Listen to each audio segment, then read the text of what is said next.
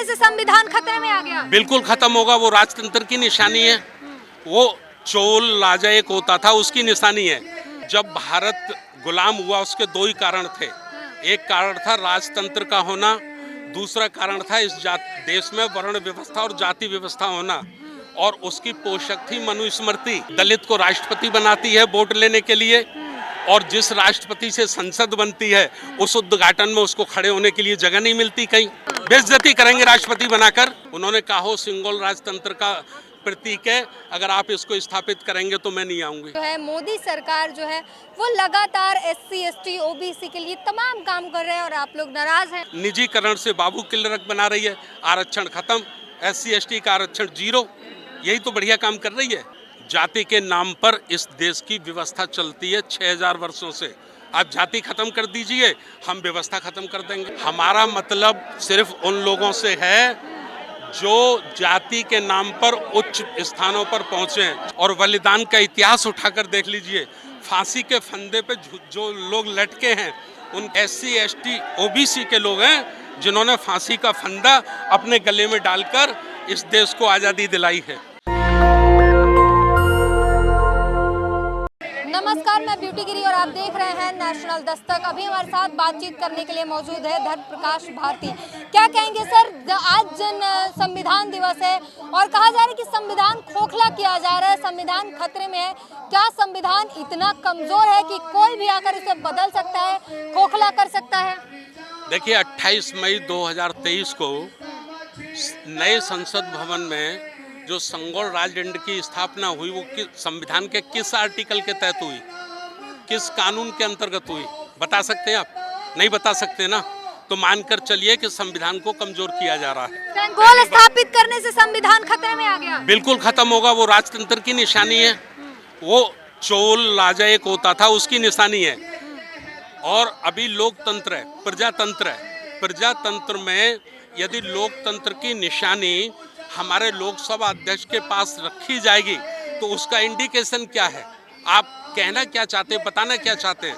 क्या आप ये बताना चाहते हैं कि एक समय पे भारत गुलाम था, उसके बाद आजाद हुआ, जब आजाद हुआ तो भारत को वो सेंगोल स्थापित दिया गया, वहाँ के मौजूदा जो उस वक्त के प्रधानमंत्री। जान लीजिए, अब जब भारत गुलाम हुआ उसके दो ही कारण थे। एक कारण था राजतंत्र का होना, दूसरा कारण था इस देश में वर्ण व्यवस्था और जाति व्यवस्था होना, और उसकी पोषक थी मनुस्मृति। उसको बहुत पीछे छोड़ दिया है देश ने। हमारे देश के हजारों नौजवान लड़कों ने, हजारों हमारी बेटियों ने अपने जीवन का बलिदान देकर फांसी के फंदे पर लटककर इस देश को आज़ाद कराया है। स्वतंत्रता मिली है, आज़ादी मिली है। हम इस आज़ादी को नुकसान नहीं होने देंगे, इसको ख़त्म नहीं होने देंगे, चाहे बड़ी से बड़ी कुर्बानी हमको क्यों ना देनी पड़े। तो क्या एक सेंगोल संविधान पे भारी है? सुप्रीम कोर्ट का जज एक लाइन लिखता है, सुप्रीम कोर्ट का जज एक लाइन लिखता है मृत्यु दंड, तो क्या मान लिया जाएगा उस आदमी को मृत्यु दे दी जाएगी? दे दी जाएगी ना? दे दी जाएगी कि नहीं दे दी जाएगी? तो लोकतंत्र के मंदिर में आप राजतंत्र की निशानी स्थापित करेंगे, फिर कैसे कहेंगे आपके लोकतंत्र को खतरा नहीं है? कैसे कह सकते हैं, बताइए?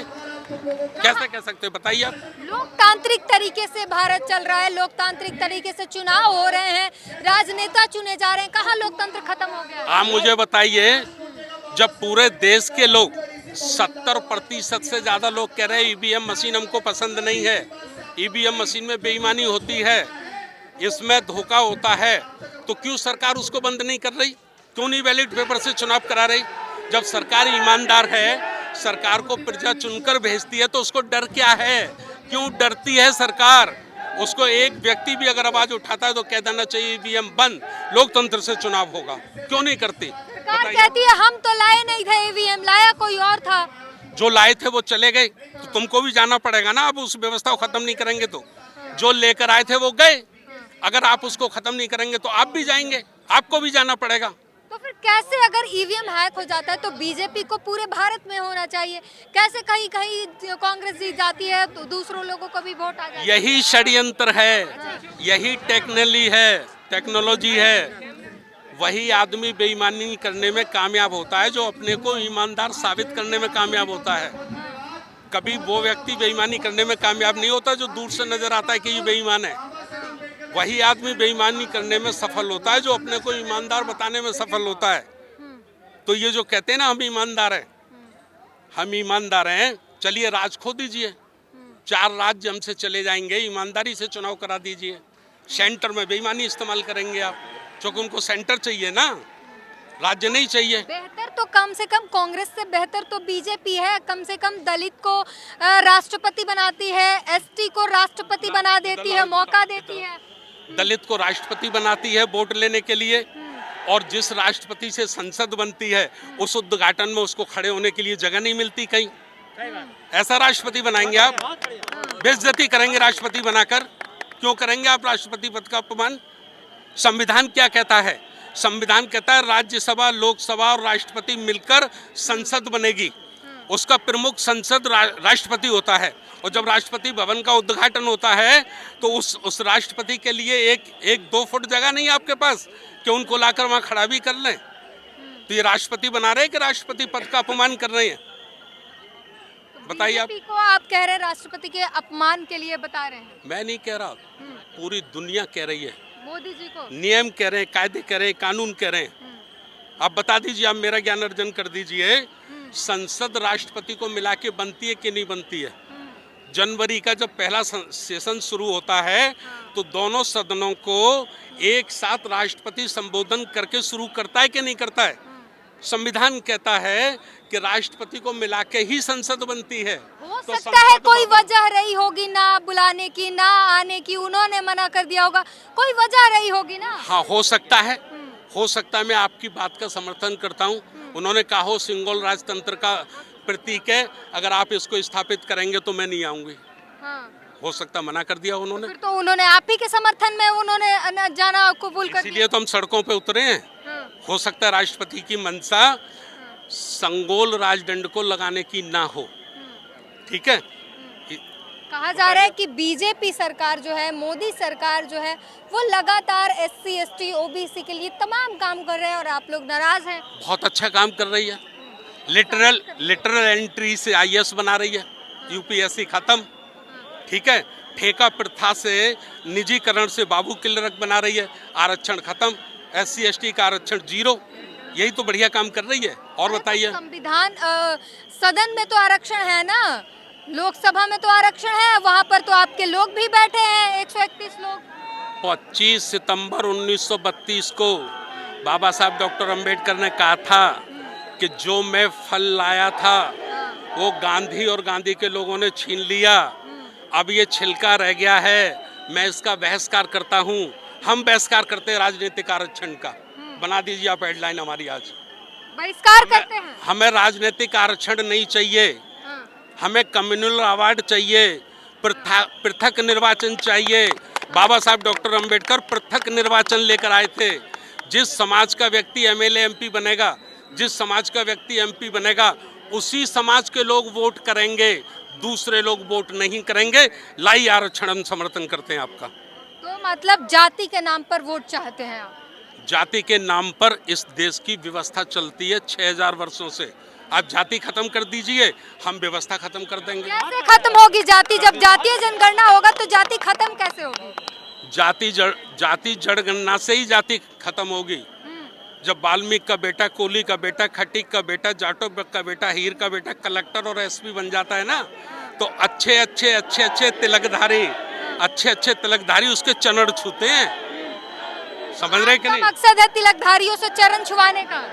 हमारा मतलब सिर्फ उन लोगों से है जो जाति के नाम पर उच्च स्थानों पर पहुंचे। अगर क्रिकेट में आरक्षण होता तो क्रिकेट के प्लेयर इतना धुआंधार जो खेला है वो ना होता।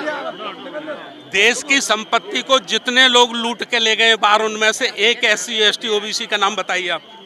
चलिए भैया, चलिए। देश की संपत्ति को जितने लोग लूट के देश भारत से बाहर ले गए हैं, उनमें एक व्यक्ति का नाम बताइए जो SC ST OBC से था। देश के दस्तावेज जिन्होंने विदेशों में बेचे हैं, देश के साथ गद्दारी की है, एक का नाम बताइए जो रिजर्व कैटेगरी का था। बताइए मुझे, कौन कर रहा है ये सब? कौन कर रहा है? ये वही लोग कर रहे हैं जो रिजर्वेशन का विरोध करते हैं, जो आरक्षण का विरोध करते हैं। वही देश की लाखों करोड़ों अरबों की संपत्ति को विदेशों में लेके भाग गए हमारे देश से। एक भी SC ST OBC का व्यक्ति उसमें शामिल नहीं है, लेकिन नहीं भागा। SC ST OBC के लोग जितने वफादार हैं देश के प्रति, जितने निष्ठावान हैं देश के लिए, और बलिदान का इतिहास उठाकर देख लीजिए। फांसी के फंदे पे जो लोग लटके हैं उनका इतिहास उठाकर देख लीजिए। 99% से ज़्यादा लोग SC ST OBC के लोग हैं जिन्होंने फांसी का फंदा अपने गले में डालकर इस देश को आज़ादी दिलाई है। वापस संविधान के सवाल पर आऊंगी कि क्या रोड मैप कोई तैयार हुआ है संविधान बचाने के लिए, संविधान को खतरे से बचाने के लिए? देखिए, आज हम धरना प्रदर्शन के माध्यम से सरकार से निवेदन करने आए हैं। राष्ट्रपति महोदय को हमने ज्ञापन दिया है कि आप संविधान की रक्षक हैं, इसकी रक्षा करिए और गैर संवैधानिक कोई कार्य मत होने दीजिए। हम ऐसा मानते हैं कि हमारी मांग जायज है, तो ये सरकार को भी माननी चाहिए और राष्ट्रपति महोदया भी गंभीरतापूर्वक हमारे अनुरोध पर विचार करेंगी, ऐसा हमको पूरा भरोसा है। तो आपने सुना किस तरीके से संविधान खतरे में लेकर जो है ये तमाम जो है बहुजन की संख्या उमड़ी हुई है, जन सैलाब उमड़ा हुआ है और उसको लेकर जो है आज यहाँ पर जंतर मंतर पर उपस्थित हुए थे और तमाम जो है लोगों ने संविधान दिवस पर प्रोग्राम किया, धरना किया, ज्ञापन सौंपा। पूरी बातचीत पर अपनी प्रतिक्रिया जरूर दीजिएगा। कैमरामैन आशीष के साथ beauty national Dastak. National Dastak की आपसे गुजारिश है कि अगर इसको बचाना चाहते हैं तो नेशनल दस्तक को सब्सक्राइब करने के लिए रेड कलर के सब्सक्राइब बटन को दबाएं, फिर बेल आइकन की घंटी दबाएं। नेशनल दस्तक को बचाने के लिए बहुत जरूरी है कि हर खबर को शेयर करें, लाइक करें, कमेंट जरूर करें।